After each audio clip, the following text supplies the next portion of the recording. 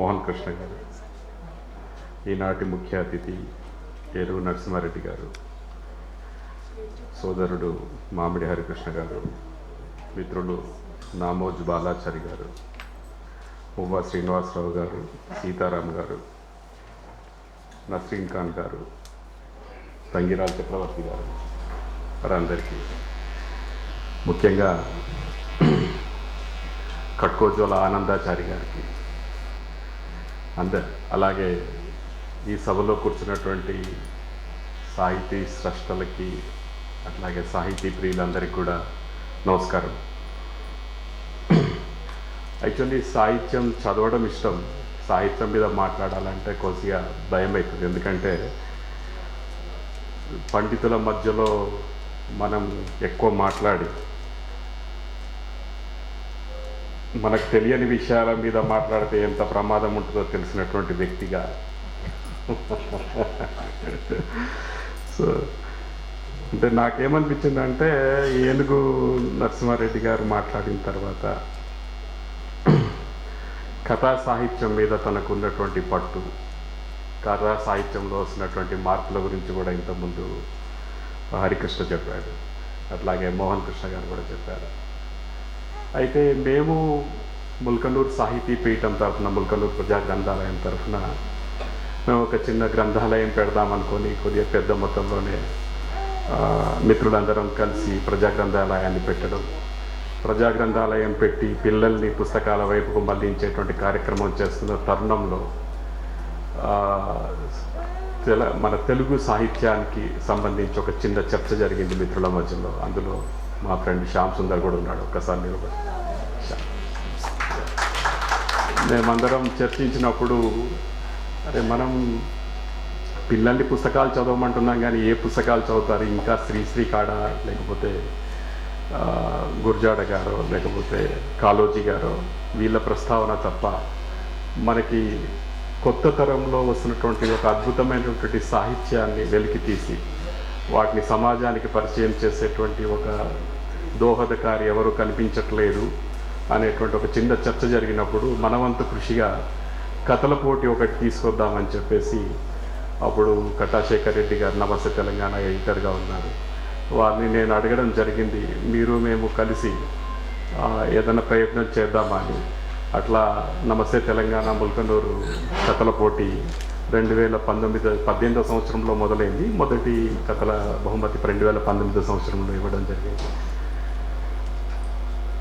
అప్పుడు ఒక మాట అనుకున్నామన్నట్టు, అంటే it's not about the cash prize, it's not about the what is the worth of the cash prize. Actually ఏమనుకున్నామంటే ఒక కథ రాసి ఒక కథకుడు ఒక పత్రికకు రాసి పంపించిన లేకపోతే ఏదైనా పుస్తకానికి రాసి పంపిస్తే తనకు కనీసం థ్యాంక్స్ లెటర్ కూడా ఇవ్వట్లేదు వాళ్ళు పబ్లిష్ చేసి.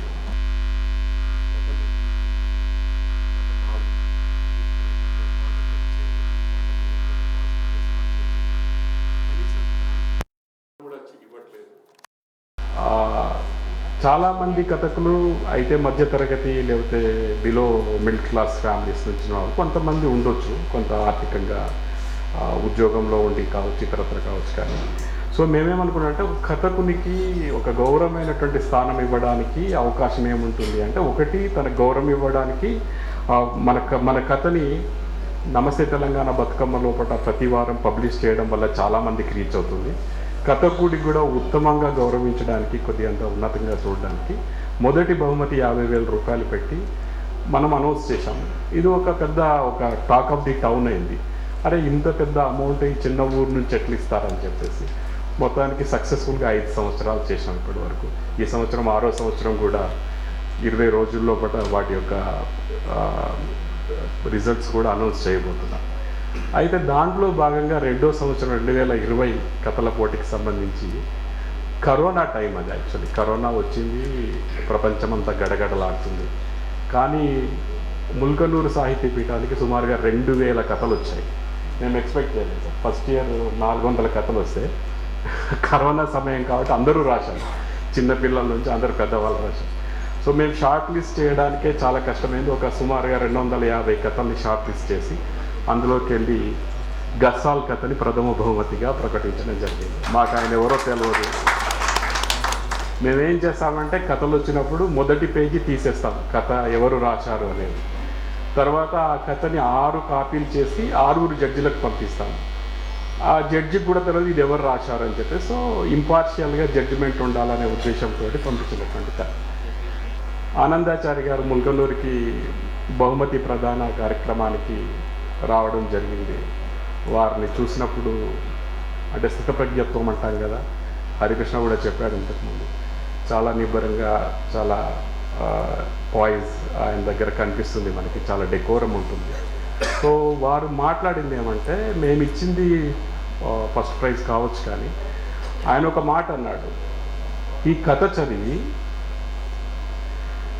జనగాం దగ్గర నుంచి, జనగాం దగ్గర ఉండేటువంటి ఒక పల్లెటూరు నుంచి ఒక కిరాణా కొట్టు నడుపుకునేటువంటి వ్యక్తి ఫోన్ చేసి ఆయన ఆ కథ గురించి చెప్తూ ఏడ్చాడట, కన్నీరు పెట్టుకున్నాడట.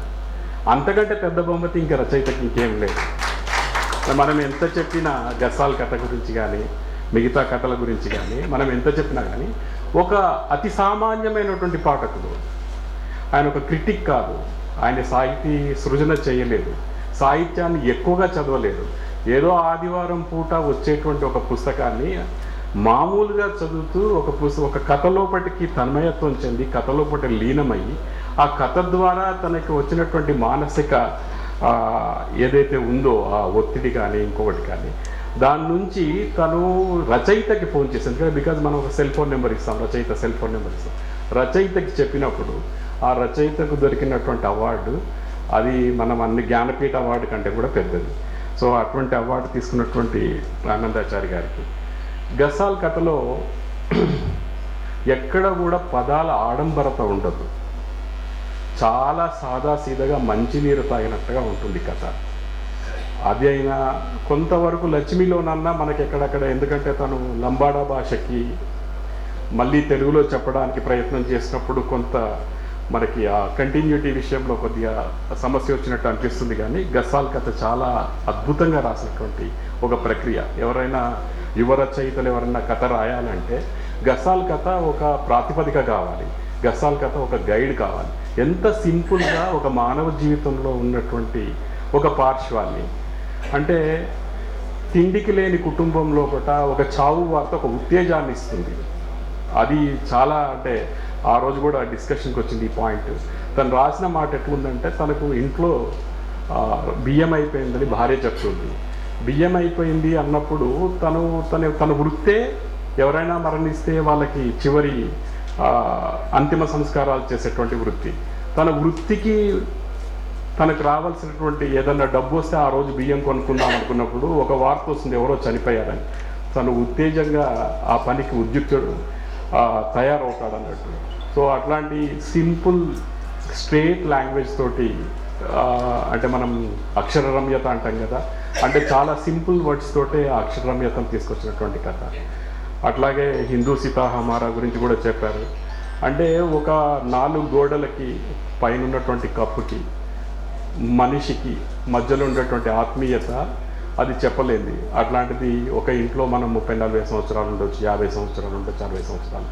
ఆ ఇంటితోటి మనకు తెలియకుండానే చాలా అనుబంధం ఏర్పడుతుంది.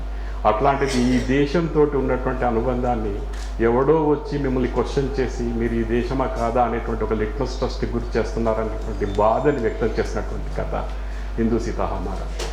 భార్యాభర్తల మధ్యలో ఉండాల్సినటువంటి అనుబంధం, ఉద్యోగరీత్యా భర్త 50-60 సంవత్సరాలు భార్యతోటి, అంటే తనకు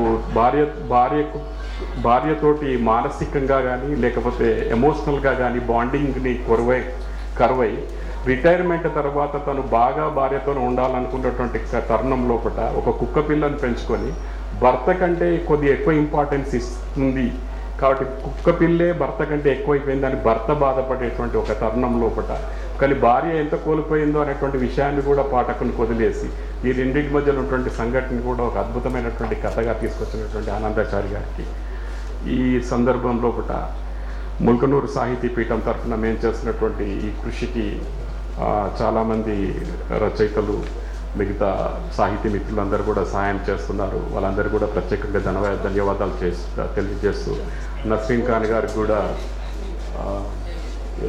పడమటి దిశ మార్చుకున్న గాలి అని ఒక అద్భుతమైన కథ రాశారు నస్రీన్ గారు కూడా. వారికి కూడా ముల్కందూరు సాహితీ పీఠం తరఫున ద్వితీయ బహుమతి ఇవ్వడం జరిగింది. వారికి కూడా ప్రత్యేకంగా అభినందనలు. సో మీ అందరికీ కూడా మరొకసారి ధన్యవాదాలు తెలియజేస్తూ ఈ అవకాశం ఇచ్చినటువంటి మిత్రులందరికీ కూడా ధన్యవాదాలు తెలియజేస్తూ ముగిస్తున్నాను. Thank you.